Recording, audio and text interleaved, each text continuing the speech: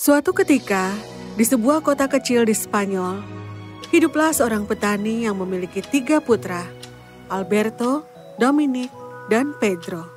Petani itu menjadi tua, dan pekerjaannya sepertinya tidak mungkin baginya. Jadi dia memutuskan untuk memanggil putra-putranya. Tabunganku hampir habis. Masa-masa sulit terbentang di depan saat kepala kota memperkirakan musim kemarau tiba. Aku meminta kalian untuk pergi ke ibu kota dan mencari pekerjaan. Tentu, Ayah. Dominic dan aku akan pergi pagi-pagi. Dan bagaimana dengan adik bungsumu, Pedro? Mendengar ini, kedua saudara itu tertawa. Ayah, kau benar-benar berpikir Pedro mampu melakukan apapun? Kenapa tidak? Aku juga ingin membantu keluarga. Oh, hentikan. Kami tidak ingin kau dekat kami. Pedro akan pergi dengan kalian. Itu perintahku. Kalian bertiga akan pergi mencari pekerjaan dan kembali setelah sebulan. Mengatakan ini, petani masuk ke dalam kamarnya. Keesokan harinya, ketiga saudara itu mencapai ibu kota dan mulai mencari pekerjaan. Seorang pedagang kaya yang pada waktu itu sedang mencari pekerja yang kuat langsung merekrut mereka. Akan kuberitahu, kalian bantu aku dengan bongkar muat karung dari pabrik setiap hari, dan aku akan membayar kalian masing-masing 300 koin perak sebulan. Selain itu, kalian masing-masing akan mendapatkan kuda untuk transportasi. Ketiga saudara itu sangat senang dan langsung setuju. Sementara Pedro bekerja sangat keras, 2 saudara lelaki lainnya menggertak dan menyuruhnya melakukan pekerjaan mereka juga. Sementara mereka akan duduk dan bersantai. Pada malam hari ketika mereka akan kembali ke kamar mereka, kedua kakaknya duduk bersama dan makan, berbicara dan bercanda tentang hari mereka, sementara Pedro harus makan di dapur sendirian. Hal-hal seperti ini berlangsung selama sebulan, dan kemudian suatu hari pedagang memanggil ketiga bersaudara ini. Aku sangat senang dengan pekerjaanmu. Ini upahmu. Terima kasih, Tuan. Oh, jangan berterima kasih padaku. Ayo, aku tunjukkan sesuatu yang lain. Pedagang itu membawa mereka ke kandang kudanya, dan mereka semua tercengang. Wow, apakah ini berarti? Ya, transportasimu seperti yang kujanjikan. Pilih kudamu. Alberto dan Dominic memilih kuda jantan terkuat dari kawanan. Tapi mata Pedro jatuh pada sesuatu yang tidak terlihat seperti kuda. Apakah ini... Seekor unicorn, ya. Boleh aku memilikinya? Mendengar hal itu, kedua kakaknya tertawa.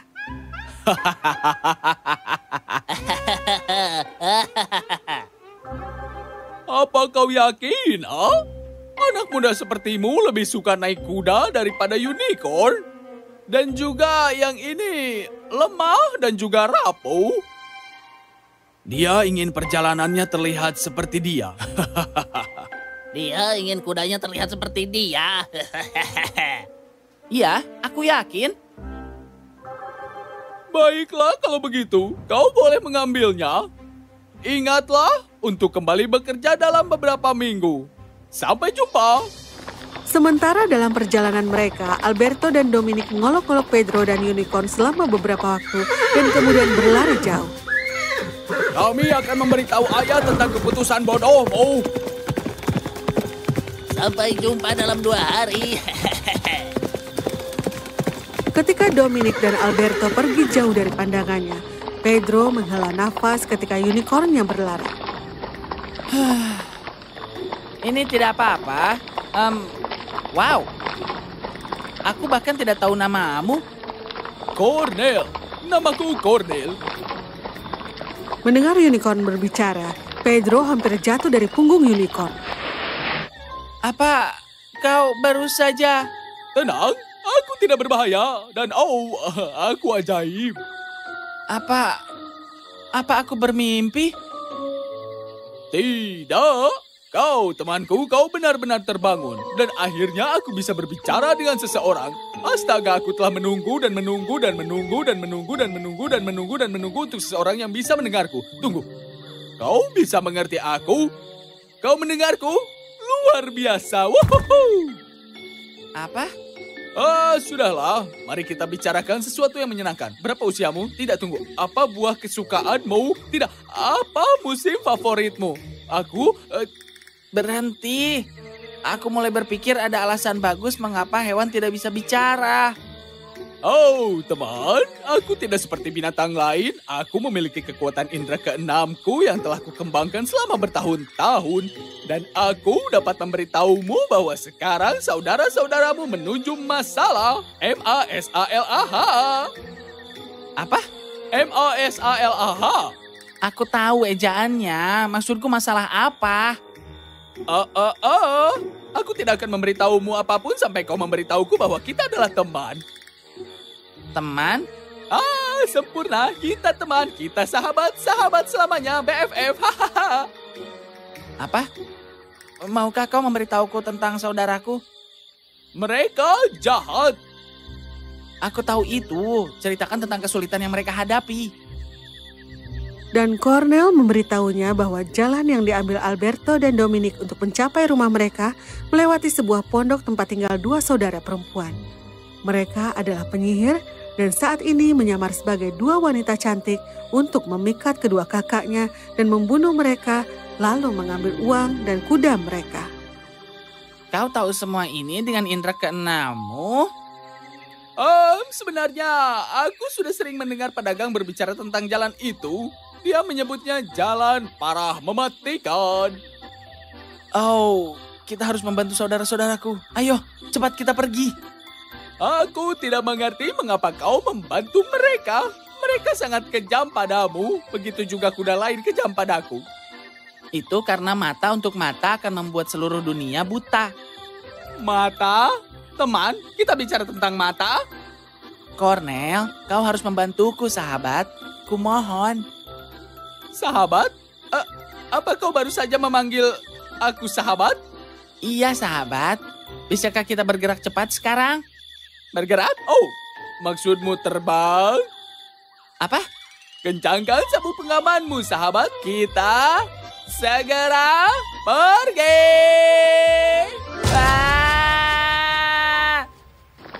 Sementara itu, seperti yang dikatakan Cornel, Alberto dan Dominic dipikat oleh para penyihir dan saat ini mereka berada di pondok penyihir di tepi danau. Kedua kakaknya terpesona oleh kecantikan para penyihir itu. Jadi, kalian ini bersaudara. Ya, namaku Lara dan ini adalah adikku namanya Nina. Aku Alberto dan dia Dominic. Kalian pasti lapar. Kenapa kalian tidak menyegarkan diri dan kami akan menyajikan makanan? Tentu. Ketika kedua kakak Pedro itu duduk di meja dan hendak mengambil gigitan pertama, mereka mendengar suara letupan keras dari arah luar. Aduh. Maaf. Pedro. Apakah semuanya baik-baik saja? Siapa ini?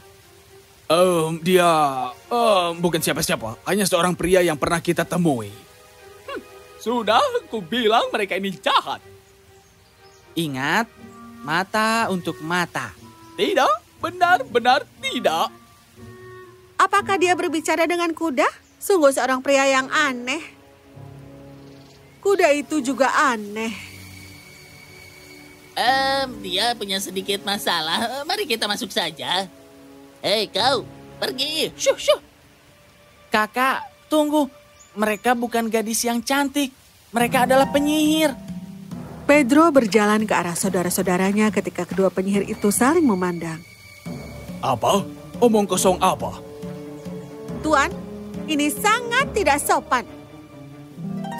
Oh, benarkah? Lalu mengapa kau tidak melihat kakakku dan mengatakan Abracadabra?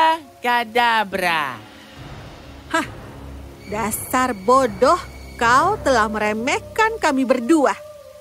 Nina memandang Lara dan keduanya tersenyum. Apakah kau percaya aku? Aku. Bagus. Lalu sekarang coba lihat mataku. Baiklah.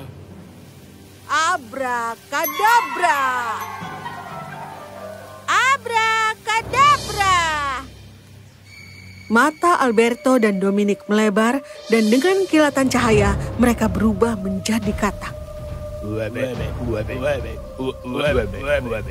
Tidak.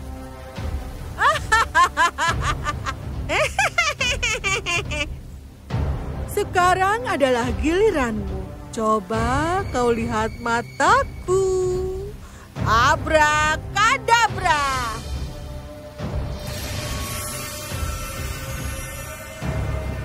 Hah? Hah? Abrakadabra. Apa? Baiklah, tunggu, tahan. Simpan sihirmu, Nona. Tidak perlu melanjutkan mengatakan abrakadabra, kadabra, kadabra.